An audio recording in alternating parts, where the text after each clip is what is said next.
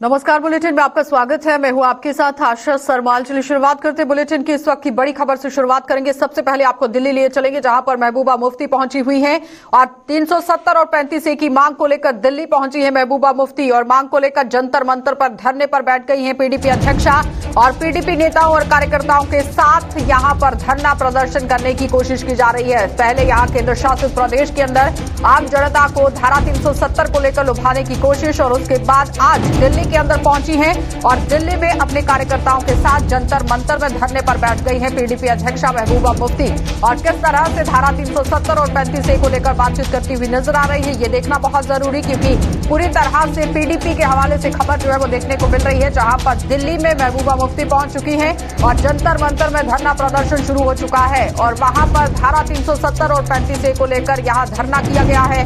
पहले भी 370 और 35A को लेकर वो बातचीत करती हुई नजर आई थी और उसके साथ ही जम्मू कश्मीर केंद्र शासित प्रदेश के अंदर आम जनता को लुभाने की भी कोशिश हुई। पुंछ राजौरी का दौरा किया गया, रामबन का दौरा किया गया, बनिहाल का दौरा किया गया, जहां पर साफ तौर पर केंद्र सरकार को चेतावनी दी गई कि अगर जम्मू कश्मीर के साथ रहना है, जम्मू कश्मीर को अपने साथ रखना है, तो धारा 370 की बहाली करनी होगी। और साथ ही साथ साफ तस्वीरों में आप देख सकते हैं किस तरह से महबूबा मुफ्ती दिल्ली के अंदर जंतर मंतर में किस तरह से धरने प्रदर्शन पर बैठ गई हैं और धारा 370 और 35A को लेकर बातचीत करती हुई नजर आ रही हैं। अपने कार्यकर्ताओं को साथ लेकर दिल्ली के अंदर पहुंची हैं, जहां पर अब केंद्र सरकार के खिलाफ यहां मोर्चा खोलती हुई महबूबा मुफ्ती नजर आ रही हैं, क्योंकि विधानसभा चुनाव भी अब चरम पर देखे जा रहे हैं। अटकलें ये लगाई जा रही हैं कि फरवरी महीने तक यहां परिसीमन आयोग जो है वो रिपोर्ट सौंप सकता है और जैसे ही वो रिपोर्ट सौंपी जाएगी उसके बाद यहां पर ऐलान कर दिया जाएगा विधानसभा चुनावों को मद्देनजर रखते हुए। लेकिन उससे पहले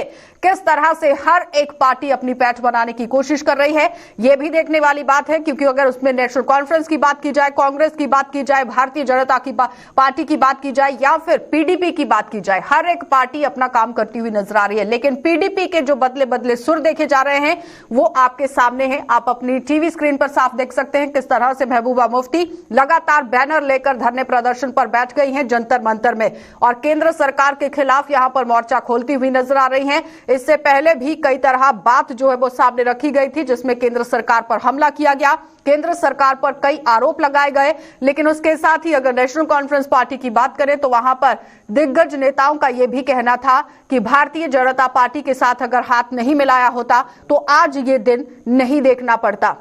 लेकिन उसके साथ ही महबूबा मुफ्ती जिस तरह से पूरी कमान संभाली हुई है, एक तरफ पीडीपी पार्टी पूरी तरह से बिखरती हुई नजर आई थी, लेकिन जिस तरह से उन्होंने पार्टी को संभाला वो भी देखने वाली बात। लेकिन आज जब वो दिल्ली के अंदर पहुंची है तो कहीं ना कहीं अब सुर जो है वो बुलंद करती हुई नजर आ रही है। आप साफ तस्वीरों में भी देख रहे हैं किस तरह से धरने पर बैठी है, लेकिन धारा 370 और 35A को लेकर ही बातचीत करती हुई और धरना प्रदर्शन करती हुई जंतर मंतर में देखी जा रही है। प्रणय हमारे संवाददाता हमारे साथ जुड़ चुके हैं। प्रणय, जिस तरह से पहले केंद्र शासित प्रदेश के अंदर धरना प्रदर्शन और अब सीधे तौर पर केंद्र सरकार पर निशाना साधने के लिए दिल्ली के जंतर मंतर में पहुंच चुकी हैं। तो बिल्कुल देखिए आशा मंत्र पे जहाँ पर वो प्रदर्शन कर रही थी वहां से हटाया गया है। जो लगातार जो आरोप है वो मौजूदा सरकार के ऊपर, जो केंद्र सरकार है उसके ऊपर लगा रही है कि कोई भी जो संवाद है, जो डायलॉग है वो नहीं हो रहा है। वो अटल बिहारी वाजपेयी की सरकार का हवाला दे रही है कि किस प्रकार से अटल बिहारी वाजपेयी जो कि पूर्व प्रधानमंत्री रहे हैं, उन्होंने बातचीत के माध्यम से कभी बंद नहीं किया, डायलॉग हमेशा ओपन रहे। लेकिन मौजूदा सरकार किसी भी तौर पर बात करने को तैयार नहीं है। जो भी बोल रहा है उसे दबाया जा रहा है। कोई अगर आरोप महबूबा मुफ्ती ने लगाया कि लोगों को जबरन जेल में डाला जा रहा है, उनके ऊपर झूठे मुकदमे बनाए जा रहे हैं। वही पिछले दिनों जो जिस तरीके से खासतौर से जो लेबर सेक्शन जो निशाना बनाया गया था, इससे जन समुदाय को निशाना बनाया था, उस पर भी महबूबा मुफ्ती ने केंद्र सरकार को ही जिम्मेदार ठहराया। वो उन्होंने कहा है कि ये बेहद निंदनीय घटना है जो कि जम्मू कश्मीर में इनकी सरकार की जवाबदेही से होनी चाहिए थी कि आगे जब उनके पास इनपुट मौजूद थे उसके बाद भी क्यों नहीं कार्रवाई की गई, क्यों नहीं जो किलिंग थी उन्हें वक्त रहते रोका गया। महबूबा मुफ्ती ने ये बात भी कही कि एक तरफ ये बात कही जा रही थी जब 370 हट जाएगी तो काफी खुशहाली हो जाएगी, काफी रोजगार होगा, लोगों के पास काम होगा। लेकिन मौजूदा समय में ऐसा वहाँ पर कुछ नहीं हो रहा है। महबूबा मुफ्ती ने कहा कि उनके धरना देने के पीछे जो एकमात्र मकसद है वो ये कि देश की जनता ये जाने की आखिर जम्मू कश्मीर के अंदर। लेकिन प्रणय यहाँ पर सवाल ये है कि 2014 के पहले या तो नेशनल कॉन्फ्रेंस और कांग्रेस की सरकार जम्मू कश्मीर में रही या फिर पीडीपी और कांग्रेस की सरकार रही, और कुछ साल यहाँ पर पीडीपी और भारतीय जनता पार्टी की भी सरकार रही। उस दौरान कितना काम किया गया पीडीपी पार्टी की तरफ से, ये बड़ा सवाल था। देखिए ये तो सवाल है ही, लेकिन मौजूदा समय में काफी लंबा वक्त नहीं है और इस बात को लेकर विपक्ष ऐसा हमलावर है मौजूदा सरकार को लेकर कि आखिर वहाँ पर चुनाव क्यों नहीं कराए जा रहे हैं। इसके अलावा महबूबा मुफ्ती लगातार ये बात कह रही है कि जब बातचीत के लिए हर शख्स तैयार है तो आखिर डायलॉग क्यों नहीं हो रहा, आखिर क्यों सरकार उनसे बात नहीं कर रही है। संसद के अंदर की बात करें, संसद के बाहर की बात करें, संवादहीनता की जो कमी है वो विपक्ष के द्वारा लगाई जा रही है। उन्होंने फारूक अब्दुल्ला का भी जिक्र किया, उन्होंने कहा वो भी लगातार इस बात को कह रहे हैं कि सरकार किसी भी तौर पर बातचीत नहीं कर रही है, और अगर वो कोई भी उनकी तरफ से बात उठाता है तो उनके ऊपर झूठे मुकदमे बनाए जाते हैं। तो ये सारा जो विषय था। क्या लगता है प्रणय कि जिस तरह से अटकलें लगाई जा रही थी कि डिलिमिटेशन कमीशन जो जम्मू कश्मीर के दौरे पर पहुंचा था, यहां से वो रिपोर्ट लेकर गए हैं और अब बताया यह भी जा रहा है कि फरवरी महीने तक वो रिपोर्ट सौंपी जा सकती है, और जैसे ही वो रिपोर्ट सौंपी जाएगी उसके बाद यहाँ पर चुनाव का ऐलान हो जाएगा। उससे पहले कहीं ना कहीं जमीन बनाने की कोशिश की जा रही है रीजनल पार्टीज की तरफ से। इसमें कोई दोहराव नहीं है, क्योंकि हर पार्टी ये भी दिखाना चाहती है कि आखिर आम जनता की रहनुमा कौन है, वो ही है। चाहे वो पीडीपी हो, चाहे वो फारूक अब्दुल्ला हो, चाहे वो दूसरे कांग्रेस पार्टी हो, कोई भी राजनीतिक दल है, वो यही दिखाने की कोशिश कर रहा है कि मौजूदा समय में अगर कोई इनके मुद्दे को उठा रहा है, कोई इनकी बात को सुन रहा है या फिर वो आगे तक पहुंचा रहा है, तो वो वही राजनीतिक दल है। क्योंकि कोशिश में विपक्ष भी जुटा हुआ है, हालांकि ये कुछ गलत नहीं है, लेकिन सबसे बड़ा सवाल यही उठता है कि आखिर जब ये लोग सत्ता में मौजूद रहते हैं तब आखिर ये सवाल कहाँ खो जाते हैं। सुनने वाली बात यही होगी कि जब आगे अगर चुनाव होते हैं तो उसमें आखिर जनता किसको सुनती है। ये इस वक्त जनता को समझदार बनने की जरूरत है। प्रणय, बहुत बहुत धन्यवाद जुड़ने के लिए। तो फिलहाल आपने देखा कि प्रणय हमारे संवाददाता दिल्ली से हमारे साथ जुड़े हुए थे, जो बता रहे हैं कि जंतर मंतर पर पहुंची थी महबूबा मुफ्ती, लेकिन वहां से हटा दिया गया है और धरना प्रदर्शन अभी भी जारी रखा गया है। और पूरी तरह आप देखिए धारा 370 को किस तरह से यहाँ पर मुद्दा बनाया गया है। अब देखना ये होगा कि आने वाले समय में कितना फायदा इन लोगों को यहाँ पर मिलेगा। आगे बढ़ जाएंगे, सांबा आपको लिए चलेंगे, क्योंकि सांबा में रेलवे का स्टॉपेज को लेकर पूरी तरह से घमासान जो है वो मचता हुआ नजर आ रहा है। रेलवे स्टेशन पर ट्रेनों की स्टॉपेज में अब कहीं ना कहीं उम्मीद बंधती हुई नजर आ रही है। रेलवे के फिरोजपुर मंडल ने लोगों की मांग का यहां संज्ञान लिया है और 1-2 दिन में ट्रेनों की स्टॉपेज पर यहां फैसला आ सकता है। और कोविड का दौर शुरू होने पर ये ट्रेनों की स्टॉपेज बंद कर दी गई थी, जिसकी वजह से खामियाजा कहीं ना कहीं आम जनता को भुगतना पड़ा। और अब इस पर फैसला आ सकता है, क्योंकि रेलवे के फिरोजपुर मंडल ने लोगों की मांग का पूरी तरह से यहां पर संज्ञान लिया है, इस पर गौर फरमाया गया है। और बताया यह भी जा रहा है कि 1 या 2 दिन के बाद ये फैसला आ सकता है और स्टॉपेज जो है वो फिर से यहाँ पर शुरू हो सकते हैं। यानी कोविड के दौरान यहाँ पर रेल नहीं रुक रही थी, अब वहां पर फिर से रुकना शुरू हो जाएगी, जिसमें लोगों को कहीं ना कहीं राहत जरूर मिलेगी। ऋषि खजूरिया हमारे साथ जुड़ चुके हैं। ऋषि, जिस तरह से एक राहत भरी खबर है, लेकिन क्या लगता है कितनी जल्दी एक्शन किया जाएगा रेलवे की तरफ से? देखिए बिल्कुल आशा, आपको बताते चले कि 2 दिन पहले सांबा के लोगों ने प्रदर्शन किया सांबा रेलवे स्टेशन पर जाकर, और मांग यही है कि जो कोविड के दौरान जिन ट्रेनों का स्टॉपेज यहां से उठाया गया उन्हें उन स्टॉपेज को जल्द बहाल किया जाए, जिसको लेकर लोगों ने साफ तौर पर कहा कि चाहे वो दुकानदार तबका हो या सरकारी कर्मचारी हो या और भी कोई लोग हो जिनको रेलवे का सफर करने से काफी जो है वो सहूलियत मिल रही थी, सड़क के माध्यम से अगर जाए तो वो लेट पहुंचते थे, या जो बाहरी राज्यों में आने वाले जाने वाले जितने भी मुसाफिर है उनको पहले रेलवे स्टेशन जम्मू या कठुआ जाना पड़ता है, तो उसको लेकर भारी मुशक्कत करनी पड़ रही थी, उनको काफी किराया खर्च करना पड़ रहा था, उसके बाद वो रेलवे स्टेशन पर जाकर बोर्ड करते थे ट्रेन में। लेकिन लगातार पिछले 1.5 साल से सांबा रेलवे स्टेशन पूरी तरह से डेड रेलवे स्टेशन जो है वो बन चुका है, लेकिन कोई संज्ञान नहीं लिया जा रहा था। लेकिन अब जो प्रदर्शन किया गया, प्रदर्शन के बाद रेलवे प्रबंधन ने यह संज्ञान लिया है, और संज्ञान ये लिया कि उन्होंने भी लिखा है जो फिरोजपुर मंडल है या उसी के साथ साथ जो नॉर्दर्न रेलवे है उनको लिखा गया है कि यहाँ पर स्टॉपेज जो वो जल्द शुरू किया जाए, जिसको लेकर अगर डीटीएम जम्मू रेलवे स्टेशन की बात करें तो उन्होंने भी संज्ञान लिया, उन्होंने भी ये माना है कि लोगों को काफी मुशक्कत करनी पड़ रही है, लोगों को काफी आवाजाही जो वो उसका सामना करना पड़ रहा है। तो जल्द यहाँ पर जिन जिन ट्रेनों का स्टॉपेज उठाया गया था उन स्टॉपेज को दोबारा से बहाल किया जा सकता है। ये जानकारी हमें जो है वो अपने सूत्रों के हवाले से मिल चुकी है। और मुझे लगता है कि इसके संज्ञान लेने से कुछ नहीं होने वाला है, इस पर काम करना बहुत जरूरी था। कितनी जल्दी ये काम होगा? देखिए बिल्कुल, जिस तरह से लोगों ने वार्न किया था कि अगर 17 तारीख से पहले यानी 17 दिसंबर से पहले इन ट्रेनों को बहाल यहां पर नहीं किया गया तो वो प्रदर्शन करेंगे, वंदे भारत ट्रेन को रोकेंगे। लेकिन मुझे लगता है कि उससे पहले भी ये संज्ञान लिया गया था। जो यहां पर कैबिनेट मंत्री यहां पर पहुंचे थे केंद्र सरकार के, उनके तक ये बात पहुंची थी, लेकिन ये संज्ञान नहीं लिया गया। तो मुझे लगता है कि कहीं ना कहीं कम्युनिकेशन की कमी जो वो साफ तौर पर नजर आ रही थी और रेलवे प्रबंधन को शायद इसमें कॉन्फ्रेंस में नहीं लिया गया। लेकिन अब जब रेलवे स्टेशन पर जाकर प्रदर्शन किया गया है तो रेलवे प्रबंधन ने यह संज्ञान लिया है, डीटीएम ने संज्ञान लिया है, या फिर ये जो बात अब फिरोजपुर मंडल यानी फिरोजपुर डिपो में पहुंची है, नॉर्दर्न रेलवे में पहुंची है, और अब जल्द जो वो लोगों को सहूलियात जो मिल सकेगी। और कहीं ना कहीं मुझे लगता है कि कुछ ज्यादा दिनों तक इंतजार नहीं करना पड़ेगा, मात्र 2 से 3 दिन के अंदर अंदर ये जो सुविधा है ये मिलना शुरू हो जाएगी। और ना सिर्फ ये सांबा रेलवे स्टेशन पर ये सुविधा मिलेगी, जहां पर भी ये सुविधा हटा दी गई थी, जिसमें हीरानगर रेलवे स्टेशन आता है या कठुआ रेलवे स्टेशन भी आता है या आसपास जो रेलवे स्टेशन है जिसमें विजयपुर आता है या गगवाल आता है, तो इन सारे स्टेशन पर संज्ञान लिया जाएगा।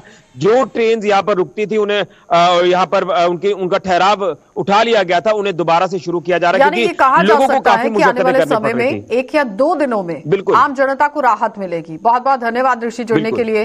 तो फिलहाल आपने देखा कि ऋषि खजूरिया हमारे साथ जुड़े हुए थे, जो बता रहे हैं कि किस तरह से 1 या 2 दिनों में आम जनता को यहाँ राहत मिलेगी। ये सिर्फ जिला सांबा के अंदर ही नहीं, जहां जहां पर स्टॉपेज रखे गए थे, जहां पर पूरी तरह से ट्रेन नहीं रुक पा रही थी, वहां पर भी अब ट्रेन जो है वो रुकेगी, जिसका फायदा आम जनता को होगा। अब आपको लिए चलेंगे गांदरबल, और गांदरबल से दिखा देते हैं कि हाईवे को लेकर क्या कुछ अपडेट वहां पर देखने को मिल रही है। लगातार 24 घंटे के बाद यहां बंद रहने के बाद यहां श्रीनगर लेह मार्ग जो है वो खोल दिया गया है। रविवार को भारी बर्फबारी के कारण ये हाईवे बंद हुआ था और हाईवे खुलने से यहां यातायात को बहाल कर दिया गया है। और पूरी तरह आप देखिए करीब 24 घंटे के बाद यहां इस रास्ते को खोल दिया गया, लेकिन अब कहीं ना कहीं आम जनता को राहत की सांस है। जो लोग हाईवे का इस्तेमाल करने वाले हैं वो आराम से कर सकते हैं, क्योंकि हाईवे खुलने से अब यातायात को बहाल कर दिया गया है। रविवार को भारी बर्फबारी के कारण इस हाईवे को यहां बंद कर दिया गया था। सलीम वानी भी हमारे साथ जुड़ेंगे गांदरबल से, क्योंकि अपडेट लेना बहुत जरूरी है कि आखिर नेशनल हाईवे पर किस तरह से काम चल रहा है। बर्फबारी का सिलसिला शुरू हो गया है, कितनी मशीनें वहां पर पहुंची हैं बर्फ को काटने वाली, और किस तरह से वहां पर काम चल रहा है। साफ तस्वीरें भी आप देख सकते हैं। बर्फबारी का सिलसिला गांदरबल के अंदर किस तरह से देखने को मिला, क्योंकि श्रीनगर लेह हाईवे की ये बात हो रही है, जहां पर मुकम्मल तरीके से कल इस रास्ते को बंद कर दिया गया था, लेकिन 24 घंटे बंद रहने के बाद इस रास्ते को खोला गया। और बर्फबारी का सिलसिला, जो मौसम विभाग की तरफ से भविष्यवाणी की गई थी कि पर्वतीय क्षेत्रों के अंदर बर्फबारी हो सकती है, लेकिन आज के बाद पूरी तरह से उन्होंने बताया है कि यहां पर जो मौसम है वो साफ रहेगा। लेकिन उसके साथ ही जो बर्फबारी हुई है, जिसकी वजह से बाधित हुए हैं यहां पर वाहन और साथ ही साथ यातायात, उसे अब कहीं ना कहीं बहाल कर दिया गया है। 24 घंटे के बाद इस रास्ते को खोला गया है और जो लोग रास्ते में फंसे हुए थे उन्हें भी यहां से निकालने की कोशिश हुई, राहत पहुंचाने की कोशिश हुई। भारी बर्फबारी के कारण ये रास्ता बंद हुआ था। और साथ ही साथ आपको ये भी बताते चले कि कश्मीर घाटी के अंदर बर्फबारी भी लगातार जारी है, लेकिन उसके बावजूद प्रशासन क्या काम कर रहा है, नेशनल हाईवे का जो अमला है वो किस तरह से डटा हुआ है, इस पर जानकारी लेना बहुत जरूरी है, क्योंकि ग्राउंड पर क्या कुछ हालात हैं वो जानना बहुत जरूरी है कि आखिर बर्फबारी का सिलसिला बदस्तूर जारी है, उसके बीच में आम जनता को किस तरह से राहत पहुंचाई जा रही है वो जान लेते हैं। सलीम वानी हमारे साथ जुड़ चुके हैं गांदरबल से। सलीम वानी, किस तरह से पूरी अपडेट है, क्योंकि लगातार बर्फबारी का सिलसिला जो है वो जारी हो चुका है, लेकिन प्रशासनिक अमला किस तरह काम कर रहा है? देखो आशा, जो कल सुबह से ही जो श्रीनगर लेह कौमी शाहराह बंद था, आज सुबह जो बीआरओ के ऑफिशियल्स है हमारे साथ जब उनका कांटेक्ट हुआ तो जो श्रीनगर वाला साइड है जोजिला ट्रिप, वहां पे ग्रीन सिग्नल मिली है और उन्होंने रोड थ्रो किया है। अभी मिनीमर्ग में जो वहां उस साइड में वो क्लियरिंग वो भी बराबर हुई है। अभी टेस्ट डोज के लिए बीआरओ की गाड़ियां ऊपर तक गई है, क्योंकि जब भी कोई रोड ऐसे बंद होता है तो उसके बाद बीआरओ अपनी गाड़ियों को पहले टेस्ट डोज के लिए भेजते हैं और वहां से मिनीमर्ग की गाड़ियां आती है। वो तो अभी बीआरओ से बात हुई है, थोड़ी देर में वो शायद आज, क्योंकि जो कार्रवाई होती है फिर उनको 2:30 बजे श्रीनगर लेह जो होता है, जो ट्रक यार्ड सोनमर्ग में होती है गाड़ी, उनको 2:30 बजे अलाउ करते हैं फिर टुवर्ड्स टू लेह। अभी जो आज मुझे लगता है कि आर्मी कार्रवाई भी स्टक गई थी द्रास में, तो उनको शायद पहले छोड़ेंगे। अभी थोड़ी देर पहले हमारी बात भी हुई थी BRO OC 122 RCC के साथ। उन्होंने बोला कि अभी हम पहले आर्मी कार्रवाई को थ्रो करेंगे, उसके बाद जो सिविल कार्रवाई है उनको कितनी एलो तादाद करेंगे। में वाहन है रास्ते में फंसे हुए सलीम? काफी तादाद में होता है वहां पे। आशा जो सोनमर्ग ट्रक यार्ड है, 200 से 250 ट्रक होते हैं, कभी कभी 150। इस बार मुझे लगता है कि 150 ट्रक वहां पे होंगे। सिविलियन गाड़ी है सोनमर्ग सोमो स्टैंड में, और पैसेंजर व्हीकल जो पर्सनल गाड़ियां हैं वो भी सोनमर्ग अड्डे में है कल सवेरे से ही मॉर्निंग में। और उन्होंने चलिए सलीम, बहुत बहुत धन्यवाद जुड़ने के लिए। तो फिलहाल आपने देखा सलीम वानी हमारे साथ जुड़े हुए थे, जो बता रहे हैं कि BRO से किस तरह से बात हुई है और दोपहर 2 या 2:30 बजे इन पूरी गाड़ियों को यहां से निकाला जाएगा। सबसे पहले कॉन्वॉय को निकाला जाएगा और उसके बाद ही बाकी के वाहनों को भी राहत पहुंचाई जाएगी। आगे बढ़ जाएंगे, रामबन आपके लिए चलते हैं क्योंकि हाईवे की अपडेट वहां से ले लेते हैं और साथ ही साथ आपको बताते चले कि बड़ी अपडेट जो है वो रामबन से भी देखने को मिल रही है, जहां पर रामबन से पहले आपको राजौरी लेकर जाना और साथ ही साथ मुगल रोड की अपडेट देना बहुत जरूरी है। बर्फबारी के कारण ऐतिहासिक मुगल रोड यातायात के लिए दूसरे दिन भी बंद रहा है और मुगल रोड बंद होने से फिर यहां राजौरी पुंछ हाईवे बंद हो गया है। लोगों को काफी दिक्कतें और इलाज के लिए कश्मीर जाने वाले मरीज भी परेशान हो रहे हैं और लोगों ने मुगल रोड 12 महीने खोलने की व्यवस्था करने की भी मांग कर दी है। और लगातार ये अपडेट इसलिए आपको दी जा रही है क्योंकि ये हर बार आम जनता की मांग रहती है कि मुगल रोड को खोला जाए, लेकिन मुगल रोड को खोलने के लिए जो दावे पेश किए जाते हैं वो कहीं ना कहीं जमीनी सतह पर फिसड़ी साबित होते हैं, जिसका खामियाजा आम जनता को भुगतना पड़ता है। और बर्फबारी के कारण ऐतिहासिक मुगल रोड यातायात के लिए आज दूसरे दिन भी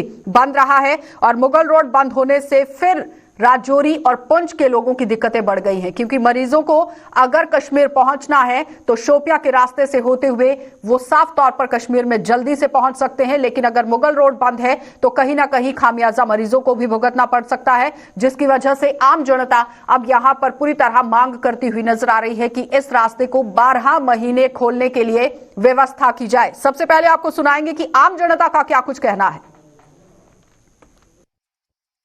बीमार लोग जो है वो श्रीनगर जाते थे सोरा हॉस्पिटल में, वहाँ जाकर अपनी ट्रीटमेंट कराते थे, तो उन लोगों के लिए ये बहुत गलत मैसेज है कि आज मुगल रोड जो है ये बंद हो चुकी है। यहाँ से सुरंगकोट और पुंछ से राजौरी मेंढर से ये लोग 6 घंटे में 5 घंटे में यहाँ से श्रीनगर जाकर अपनी ट्रीटमेंट करवा सकते थे। हम सरकार से ये अपील करना चाहते हैं कि ये ऐसा कोई होना चाहिए कि ये मुगल रोड जो भी है ये 24 घंटे के लिए खुली होनी चाहिए, 12 महीने में ये रोड खुली होनी चाहिए ताकि हमारे लोगों का श्रीनगर आना जाना जो है, यहाँ लोग हमारे जाते हैं ट्रीटमेंट कराते हैं श्रीनगर में जाकर सोरा हॉस्पिटल में, इन लोगों के लिए आना जाना जो है ये होना चाहिए ताकि हमें जम्मू और बनाल से जाने से हमें 2 दिन लग जाते हैं, तो इन लोगों का आना जाना 4 दिन लग जाते हैं। तो हम सरकार से एक अपील करना चाहते हैं कि मुगल शाहरा जो है ये 12 महीने के लिए खुला रहना चाहिए। यानी 12 महीने के लिए इस पूरे रास्ते को खोलने की व्यवस्था होनी चाहिए, लेकिन प्रशासन इस पर क्या कुछ काम कर रहा है। कई सरकारें आई और चली गई, दावे भी बहुत पेश किए गए, लेकिन इस रास्ते पर कितना काम हुआ। जमशेद मलिक हमारे साथ जुड़ चुके हैं। जमशेद, लगातार आज दूसरे दिन फिर से मुगल रोड जो है वो बंद है, क्या लगता है कब तक इस रास्ते को खोल दिया जाएगा, क्योंकि लोगों की दिक्कतें दिन ब दिन अब बढ़ती जा रही हैं। रोड आज दूसरे दिन भी बंद रही, मगर थोड़ी देर पहले मेरी ट्रैफिक अधिकारियों से बात हुई तो उनकी तरफ से ये कहा गया कि 1 फुट से ज्यादा बर्फ मुगल रोड पर पड़ी है, उसको साफ करने में भी अभी टाइम लगेगा और साफ करने के बाद इस पर कोहरा बहुत रहता है, जिससे हम ये मान के चलते हैं कि 1 हफ्ता तकरीबन लग सकता है इस रोड को साफ होने में, क्योंकि अगर मौसम वो भी साफ रहा तो। अगर मौसम साफ नहीं रहता तो मुगल रोड को जल्दी दोबारा बहाल नहीं किया जाएगा, हालांकि 6 महीने के लिए ये रोड हमेशा बंद भी रहती है। और सबसे बड़ी बात रहती है गुरुजी के इस इलाके में पड़ने वाले, चाहे वो पिशाना की बात करें या डुगरा की बात करें, ये वो गांव है जो लोग 6 महीने के लिए अपने गांव छोड़ के हिजरत कर या राजौरी या पुंछ की तरफ कुछ करते हैं। एक लोकल हमारे साथ हैं जो इनका गांव उसी तरफ पड़ता है, रोड बंद होने से इन लोगों को किस तरह परेशानियों का सामना करना पड़ता है, इनसे ही जानेंगे। सर, जिस तरह मुगल रोड को बंद कर दिया गया बर्फबारी के बाद, रोड कब तक आप चाहते हैं और क्या मांगे रहेंगी, क्योंकि काफी अर्सा से मांग की जाती है कि इस रोड पर टनल बनाया जाए। बहुत बहुत शुक्रिया गुलिस्तान का कि गुलिस्तान ने हमेशा जो है इन खबरों को जो है वो हाईलाइट किया है। सर, मैं आपको बता दूं कि मुगल रोड अगर 12 महीने अगर ये इस पे जो है गाड़ियां चलती रहें तो यहाँ पे बेरोजगारी का जो एक बहुत बड़ा सिलसिला है वो किसी हद तक कंट्रोल हो सकता है, क्योंकि लोग छोटी छोटी फड़ियां लगाएंगे, रेडियां लगाएंगे, या ट्रांसपोर्टर्स जो है वो गाड़ियों को जो है रूट्स पे चलाएंगे। लेकिन बदकिस्मती से ये रोड जो है जिसको हम मुगल रोड कहते हैं, ये सियासत का शिकार रही है रोजे अव्वल से। जिस दिन से इस रोड का जो है वो प्रोजेक्ट सैंक्शन हुआ था और आज तक ये सियासत का शिकार रही है, और हर पॉलिटिकल पार्टी जो है अपना उल्लू सीधा करने के चक्कर में रहती है। लेकिन कभी किसी ने ये नहीं सोचा कि इस रोड पे बसने वाले जो लोग हैं, दर्जनों गांव है इस रोड पे जो इस रोड के साथ कनेक्टेड हैं, लेकिन उन लोगों के बारे में कभी किसी ने नहीं सोचा। बेरोजगारी के खात्मे के बारे में कभी किसी ने नहीं सोचा। मैं अपनी तरफ से, अपने लोगों की तरफ से, मैं लेफ्टिनेंट गवर्नर साहब से यही गुजारिश करूंगा कि वो इस रोड पे जो टनल जो एक देराना मांग रही है यहाँ के लोगों की, उस टनल को जो है किसी तरीके से उसके प्रोजेक्ट को सैंक्शन करवाएं ताकि टनल बन सके और 12 माह यहाँ पे गाड़ियों की आमदोरफ्त शुरू हो सके और बेरोजगारी को भी इससे कंट्रोल किया जा सकता है। बिल्कुल जी गुरु जी, आपने देखा होगा क्योंकि 12 महीने के लिए इस रोड को बहाल करने की मांग बड़ी देर में की जाती है। हालांकि साबका सरकार की बात करें, पीडीपी और बीजेपी की सरकार के दौरान पीडीपी की तरफ से यह ऐलान किया गया था, चीफ मिनिस्टर की तरफ से, मुगल रोड पर टनल बनाया जाएगा, मगर वो प्रोजेक्ट कहीं आज तक दूर दूर तक नजर नहीं आया। और जिस तरह मौसम खराब हो रहा है, हालांकि आज धूप जरूर निकली हुई है, अगर दोबारा बर्फबारी एक बार फिर हो जाती है तो ये रोड फिर तकरीबन 6 महीने के लिए बंद ही हो जाएगी, क्योंकि इस रोड पर काफी बर्फबारी होती है। जिस तरह पहली बर्फबारी की अगर हम बात करें तो 1 फुट के करीब इस वक्त मुगल रोड पर बर्फ पड़ी है, जिसका रोड को बंद कर दिया गया। और थोड़ी देर पहले जिस तरह मैंने अधिकारियों से बात की है, उनको तो यही कहना था कि अभी तक बर्फ को साफ करने का सिलसिला शुरू नहीं किया गया। साफ करने के बाद ज्यादा खतरनाक रहती है ये रोड, क्योंकि इस पे कोहरा बहुत ज्यादा पड़ता है और हिली एरिया होने के कारण यहाँ एक्सीडेंट के खतरे ज्यादा बढ़ते हैं, जिस कारण इस रोड को बंद रखा जाता है। जी गुरु जी।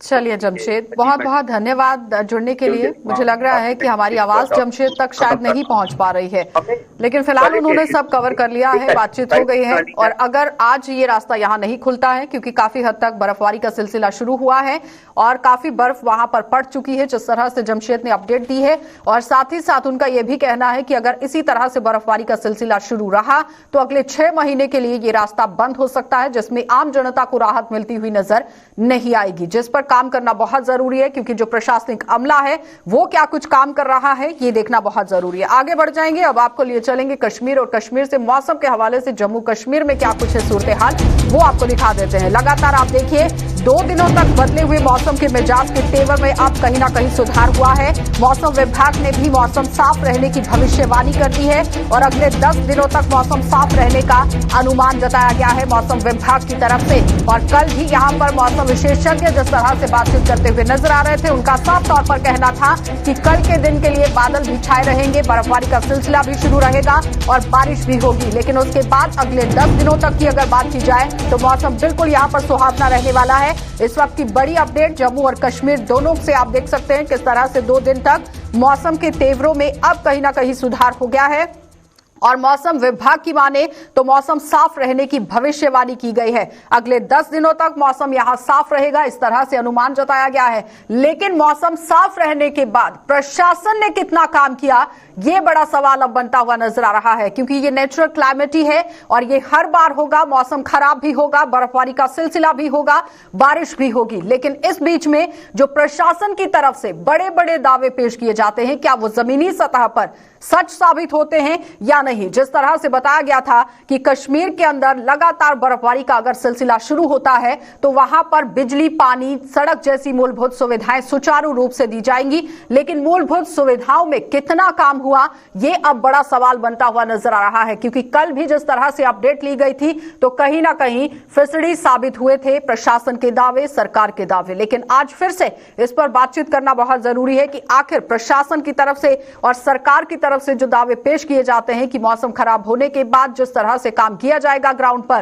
क्या वाकई में हुआ, इस पर अब अपडेट लेना बहुत जरूरी है। क्योंकि 2 दिन तक बदले हुए मौसम के मिजाज जो है वो सामने देखने को मिले थे। कल बारिश का सिलसिला शुरू हुआ, बर्फबारी का सिलसिला शुरू हुआ, जिसमें नेशनल हाईवे भी बाधित हुआ, यातायात बाधित हुआ, और साथ ही साथ आपको यह भी बताते चले कि आम जनता को भी कहीं ना कहीं परेशानियां जरूर झेलनी पड़ी। जहां पर ट्रैफिक विभाग हरकत में आया, कंट्रोल रूम स्थापित किए गए, कंट्रोल रूम के अंदर मोबाइल नंबर्स जो हैं वो दिए गए कि सबसे पहले आपको संपर्क साधना है और उसके बाद आप अपने घरों से बाहर जा सकते हैं। लेकिन अब अपडेट क्या है, प्रशासन किस तरह से काम कर रहा है, इरफान फाजिल हमारे साथ जुड़ चुके हैं। इरफान, जिस तरह से 10 दिन तक अब मौसम बिल्कुल साफ रहने वाला है, मौसम विभाग इस तरह से भविष्यवाणी कर चुका, लेकिन जिस तरह से बर्फबारी का सिलसिला शुरू हुआ, बारिश का सिलसिला शुरू हुआ, ये हर साल इसी तरह से होता है और प्रशासन की तरफ से बड़े बड़े दावे पेश किए जाते हैं कि जब भी इस तरह से होगा तो कमर कस ली जाएगी। क्या लगता है, कितनी कमर कसी गई प्रशासन की तरफ से? देखिए आशा, सबसे पहले मैं मौसम को लेकर ही बात करूंगा। प्रेडिक्शन जो है वो साजगार साबित हुई और देखा गया तो तकरीबन 2 दिन तक जो है मगरबी हवाओं का असर जम्मू कश्मीर में दिखाई दिया। खासतौर पर बालाई इलाकों पे बर्फबारी भी हुई और मैदानी इलाकों में बारिशें भी हुई है, जिसका असर जो है साफ तौर पर दिखाई दिया। मगर आज जबकि हम देखते हैं तो आज सुबह सुबह ही वादिया कश्मीर में इस वक्त शहर श्रीनगर में अच्छी खासी धूप खिली हुई है और डेंस फॉग जो पिछले 3-4 दिनों से लगातार दिखाई दे रही थी, घना कोहरा या सर्दी में इजाफा जो हो रहा था, माइनस टेम्परेचर जो जा रहा था श्रीनगर में, उसमें भी नमी पाई गई है। दूसरी बात, अगर मैं गुलमर्ग को लेकर बात करूं तो आज वहां पर -7 डिग्री जो है रिकॉर्ड किया गया है, क्योंकि गुलमर्ग में कल रात भी बर्फबारी हुई थी। सोनमर्ग में या सिंथन टॉप की मैं बात करूं, जोजिला, ये काफी ऐसे बालाई इलाके हैं जहां पर सर्दी में भी इजाफा हुआ है। दूसरी जानिब अगर देखा जाए, अब मौसमी महकमात ने प्रेडिक्शन लगाई है कि अगले 10 दिन तक जो है मौसम साजगार होगा और मौसम तकरीबन साजगार 10 दिन तक रहेगा, खुश मौसम रहेगा। इसमें बारिशें और बर्फबारी नहीं दिखाई देगी, क्योंकि अभी अगर देखा जाए उसका असर आज से ही दिखना शुरू हो गया है। नो डाउट कि हल्की हल्की बारिशें जो है बीच में हो सकती है, मगर 10 दिन तक मौसम साजगार रहेगा। इरफान हो गया अब रही मौसम बात के हवाले प्रशासन से को अपडेट। लेकर, अब उस प्रश्न पे आ जाते हैं जो प्रशासन के लिए किया गया था, उस पर क्या काम हुआ? जी देखिए, प्रशासन तो पहले से ही इस मामले को लेकर उन्होंने एक अच्छी खासी जो है मीटिंग भी ली थी जिला प्रशासन के साथ साथ। एडवाइजर जो है, जो मुशीर है लेफ्टिनेंट गवर्नर के फारूक खान साहब, उनकी रिसेंटली बर्फबारी से पहले या बारिश से पहले ही एक मीटिंग हुई थी, जिसमें उन्होंने सभी डिस्ट्रिक्ट कमिश्नर्स को, डिप्टी कमिश्नर्स को या जितने भी डिस्ट्रिक्ट एडमिनिस्ट्रेशंस है, ऑफिसर्स है, उनसे मीटिंग ली थी कि मैन एंड मशीनरी जो है ऑन टोज रहनी चाहिए और लोगों को कोई दिक्कत का सामना नहीं करना पड़ेगा, ताकि खासतौर पर जब भी बर्फबारी होती है, बारिश होती है, तो लोग अक्सर बेशतर सवाल खड़े करते हैं। और इस बीच हमने देखा कि शहरी श्रीनगर में इस तरह की बर्फबारी नहीं हुई है, जबकि बारिशों ने जो है अच्छा खासा असर दिखाई दिया। मगर कह सकते हैं कि कहीं कहीं जगह पर अभी भी वाटर लॉगिंग की प्रॉब्लम, ड्रेनेज फेलियर्स, जिसकी वजह से सवाल जरूर खड़े हुए हैं। यानी कहीं ना कहीं दावों में सच साबित होते हुए प्रशासन और सरकार नहीं देखी जा रही है। बहुत बहुत धन्यवाद इरफान जुड़ने के लिए। तो फिलहाल आपने देखा कि इरफान फाजिल हमारे साथ जुड़े हुए थे, जो बता रहे हैं कि किस तरह से मौसम की अपडेट है। सुहावना मौसम हुआ है, लेकिन प्रशासन को अभी भी कहीं ना कहीं ग्राउंड पर काम करने की बहुत जरूरत है, क्योंकि जो प्रशासन की तरफ से दावे पेश किए जा रहे हैं वो जमीनी सतह पर सच साबित होते हुए नजर नहीं आ रहे। इस तरह से इरफान ने अपडेट किया है। फिलहाल बुलेटिन में इतना ही। देश और दुनिया की खबरों के लिए आप बने रहिए गुलिस्तान न्यूज के साथ।